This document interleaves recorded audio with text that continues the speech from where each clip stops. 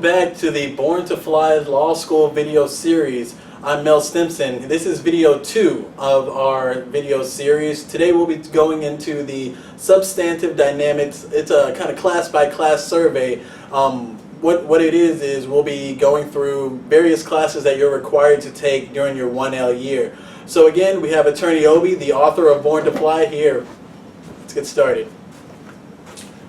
Good morning, we're back. Hey, did you guys miss me? Probably not. All right, so you're getting ready for law school, and you probably at this point have received your syllabus, and you're wondering, okay, what are all these classes about? What am I about to get myself into? Or let's say that you started class, you've had a few classes, and you're still like, what the heck is going on? I don't know what this guy is talking about. He's talking Greek to me. So listen, let's take a few minutes to break down each class by class, and what you should expect, what the basic core material is, what the basic legal principles are, and how you should maybe approach studying for or preparing or reviewing the materials for that particular class. So in typical fashion, I'm going to turn it over to Mel and let him just kind of ask me some questions. And as always, there's a comment box. You can reach us if you have any comments or any questions. We want to keep this going. We actually want to maybe even start some chat groups, or maybe a regular deal where we can have a chat session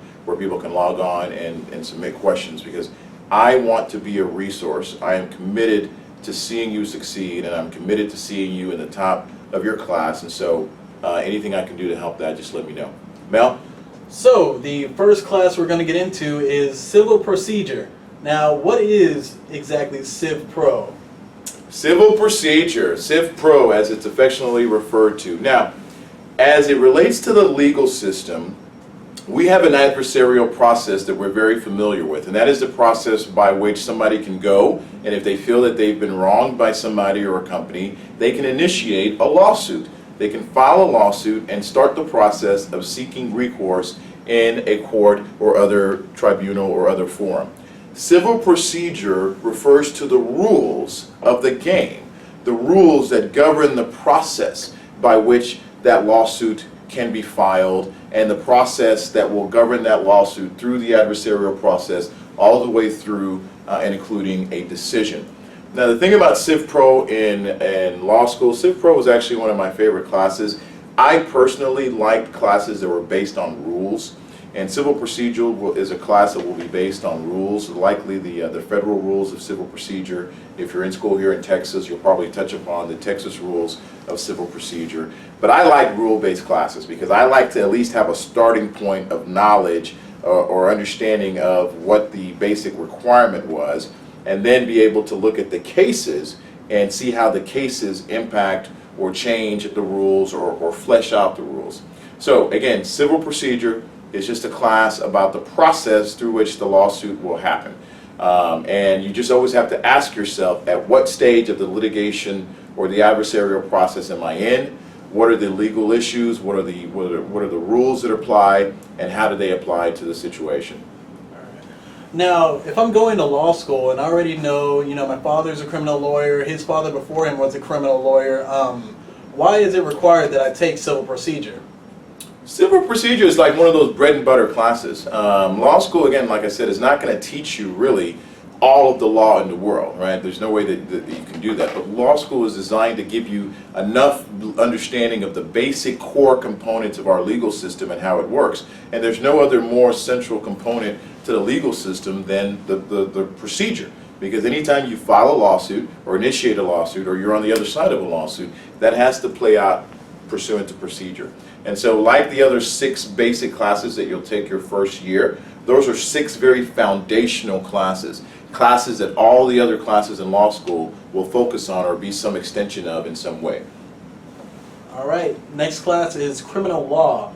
In your own words, could you describe the criminal law course? Yeah, criminal law is just like you've seen. Criminal law is one of the classes that a lot of students resonate with because we're all familiar with Law and Order. We're all familiar with SVU. We're all familiar with all these other shows that have been popular in pulp culture right now are all based on kind of criminal legal thrillers or drama. Criminal law simply is the body of law that deals with the relationship between the state and the individual. The state being the enforcer of the criminal or the legal regime as it relates to things that our society has deemed crimes and things that statutes deem as crimes. The thing about crim law is that I liked about it in law school is that it's going to be rule-based, because you'll look at some rules of criminal procedure, maybe not in your first year, but it's also statutorily based. So a lot of the crimes that or a lot of the things that you're going to be studying will be based on statutory articulations of what violates certain rules. And so, as you're studying for it, it's always good. Mel and I did an exercise a few weeks ago where I had him help me out on a case that I was working on, and I gave him a series of statutory provisions, and I asked him to boil down from those statutory provisions various elements. That's the other thing about crim law. Most crimes will have certain elements, and those elements will be set forth in statute. And so you have to become really, really proficient at reading at statute and being able to pull from it the elements and being able to pull from it the requirements that you need to be able to prove that crime or defend against it rather.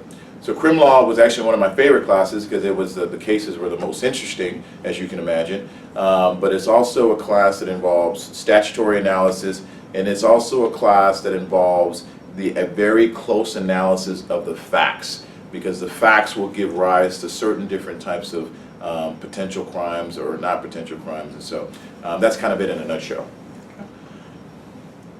Now the next course we're going to go on to is torts. Now, what is a tort? You don't hear it in the kind of grand, conversation you'll have with your buddies or anything. So could you explain what a tort is? Yeah, no, the tort was one of the things that that had me for the longest time confused. And we're not talking about the dessert, right? Because there's a dessert that's referred to as a tort. Think about it like this. Crim law and torts are very related in that they're often dealing with the same underlying conduct, but one has to do with the criminal process and the other, torts, has to do with the civil process. Torts is the class that will teach you about the remedies that we have from a civil standpoint against each other. Let me give you an example. If I were to push Mel down the stairs, now Mel can call the police and make a criminal complaint, and then the police will investigate a criminal analysis or criminal process, and I may be charged for the crime of assault and battery because I pushed him down the steps. Now Mel can also seek to sue me civilly.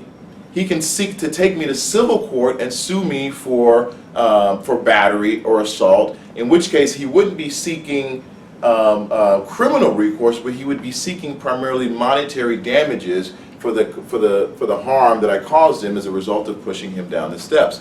So you see, torts and crim law are very related in that you're often dealing with the same underlying kind of issues and facts, but the context in which the two analyses play out and the policy underpinnings for each of those contexts are very different. For example, in the criminal law system, we're talking about punishing people for acts that they are not supposed to do. We're talking about deterrence from crime. We're talking about ensuring safety of society. In the tort context, the policies that you're talking about are really one of compensation, really one of equity, really one of, if I've caused somebody harm, then I should pay for that harm that I've caused from a civil standpoint. The other thing to keep in mind about torts is that it's an elemental class. It's highly elemental. What does that mean? That means that each tort, battery, will normally have several elements that have to be satisfied before you can have a valid claim. And then even if you have those satisfied, then you have the defenses. And so as you're going through it and reviewing the material, always ask yourself, what am I talking about? Are we talking about a specific type of tort? Are we talking about specific types of elements? Are we talking about a defense? What part of this process is it that we are that we're in? And so that's the main thing with torts. So that kind of wraps up our first segment of the substantive class by class survey. We're going to come back in a little bit and do the other half of the first year classes. But again, just to give you kind of a big overview, we're going to have more sessions in the future that kind of dive a little deeper into some of these issues and give you a better understanding of them. So thanks for tuning in. We'll check you next time.